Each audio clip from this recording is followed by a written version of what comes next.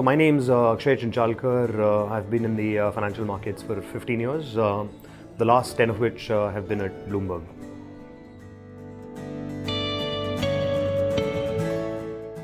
Often what happens with most workshops is that they focus primarily on the y-axis, which talks about price, and therefore people have been very comfortable, arriving at levels of support and resistance purely from a price standpoint. But it's often the x-axis that makes the difference. What I really mean by that is, timing is everything. Think of an investor who says, I've bought the stock and I, plan to hold on to it till eternity. Now, what is eternity? It is nothing but a unit of time.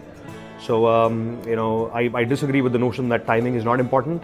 It is absolutely important. You may not know that you're trying to time the market at all times, but it is as, if not, more than, but as important as price.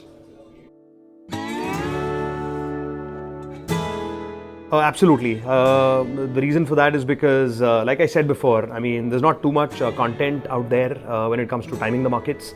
And Anant's course is an eye-opener. I've worked with him in the past, and some of his calls from a timing perspective have been so accurate that I was always intrigued to kind of know more about this esoteric subject matter related to time cycles.